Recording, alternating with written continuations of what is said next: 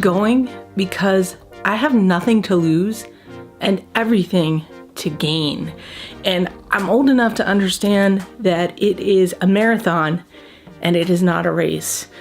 One of the things I really, really want to obtain and not have regrets for not going for it is I really want to win a Grammy someday. And doing that means I'm going to need to work hard. I'm going to need to learn a lot. I'm going to need to fail a bunch of times. And there will be a struggle, but it's not a race. It's a marathon. In time, things will come to me. Things will start happening. And this past year was just really my first foray into saying, hey, I, one, want to produce, like I really want to do it. And two, I'm going to take these steps to try to learn what I need to, or take even tiny steps toward where I think I need to be going to try to get what I want, which is winning a Grammy. And I know I'm a complete underdog, but that's okay. Because like I said, it's a marathon. It's not a race. And, you know, you hear these amazing stories about people who find success very quickly. And then the other stories that you don't quite hear all the time are the people who you think are all of a sudden successful, but they've got 10 years under their belt where they've been really refining their skills and failing and having small successes and then getting that major success. But yeah, like I'm okay with the marathon. I'm okay being the underdog. Like I'm old, I'm a woman. There's lots of, I'm a parent. There's lots of things that make me an underdog, and that's okay with me because there are a lot of underdogs out there in the world. There are people who haven't found fame or even fortune until later in their lives. And I think that some of that probably comes with, you know, persevering and building the skills, and the thick skin that you need to get where you want to go. But I don't know, just also, you know, I think it just doesn't happen for everybody quickly. And when I read about people who are older and find their success when they're older, you know, whether it's actor, actress, comedian, musician, you know, it really is moving because those stories do exist. They definitely exist. So I'm okay being the underdog. I think that there's a reason for everything.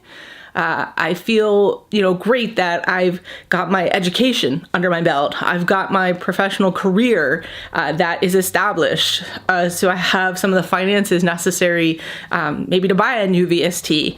I have a roof over my head. I have a house that I own, which, you know, that's a liability too. So don't always, for you guys out there, think that that's like the end all be all. Because, you know, when there's a leaky roof, you got to fix it. Your landlord's not going to do it.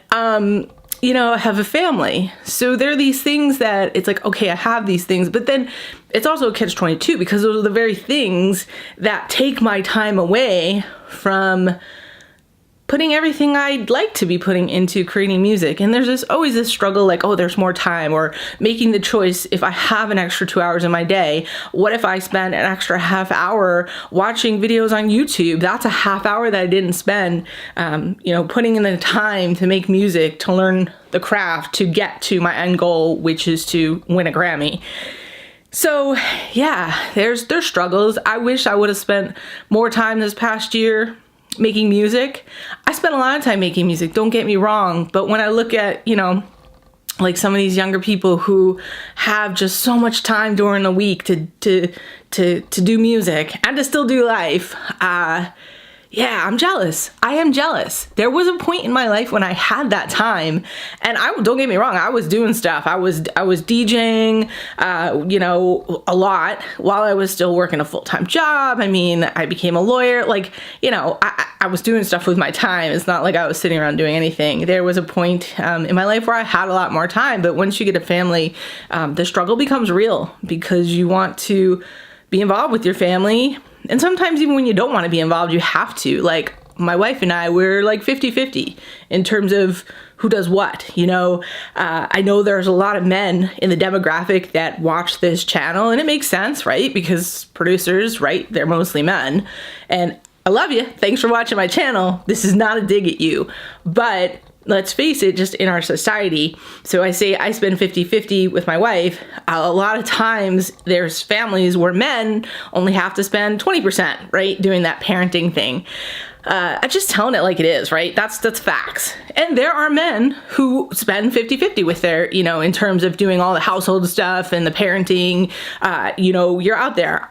Props to you. I understand it. This is just the way the world works. Like, I don't have any gripes with it. We all make our own decisions. We all pave the path that is, important to us and the one we want to pave. So it's just a struggle that I have in trying to figure out that balance. And this year I want to do a better job at finding the gaps. Like, I get up super early in the morning, but I think I can do a better job of I don't know, more consistently getting up early in the morning. Like, maybe like I make a plan where I literally do it every day. I get up by 5 a.m. For sure, no matter what. So a lot of days I do get up by 5, but let's say I do that 4 days a week. Well, if I do it 7 days a week, that makes all that much of a difference and could, potentially make my trajectory in terms of learning the craft a little bit quicker. And that's a choice that I'm in control of. Yeah.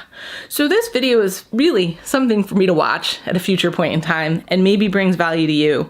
I think it's important for all of us who want to get somewhere to take a step back, look at the pieces that need to fall into place and how we're going to complete those certain pieces or dig into them. Completion is not such a good word. Dig into those pieces so we can just really meld them together and get to where we want to be in life. And I've accomplished a lot of things, but this Grammy, it's important to me. It's like, do you guys watch Gary Vaynerchuk? If you don't, you should look for him on social media. Gary V, it's Gary VEE is usually what his handle is on most things. And I've been tuned into this guy for, it's well over 10 years now. Long time ago, I caught him on a TED Talk. I'll link the TED Talk below because it was good. It got me thinking about just how I was approaching my photography business and what I'm passionate about in life. And at that time, it was photography. And this guy, he's awesome, really. He's been a great motivator for me and tons of other people. But there's this notion that you just don't want to live your life with regret. That if there's something you want to do, go do it.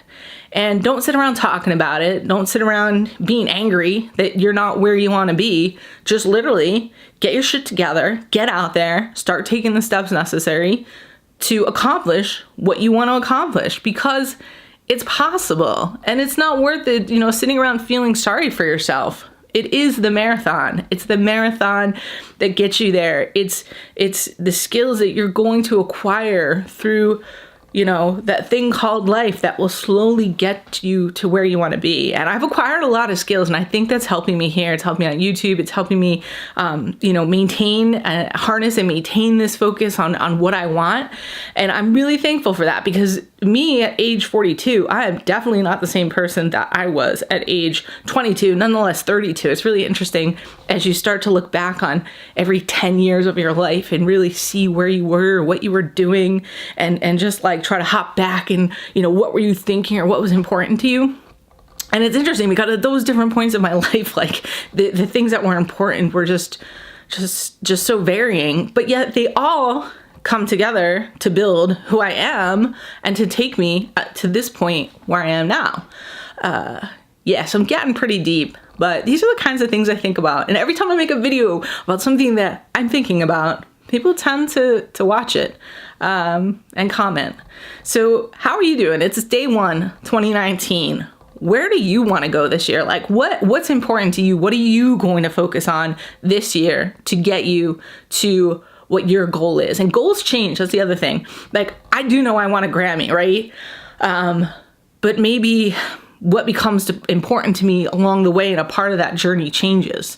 And that's like, what's really, really nice about our lives, right? It's like a living document. It's always changing, and that's okay. And I think that you have to be okay with accepting that, as long as you know that you're not willing to look at yourself at age 90 and regret a ton of things you never did, You never even tried to know that you didn't like them or that you needed to pivot and change the path.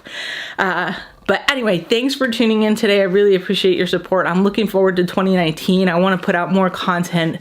I want to make more music, and I just want to dive deeper into this journey that will eventually propel me to getting that Grammy that I can put on my mantle and say, I did that. I got there, and look back at all these videos and say, and that's where I started.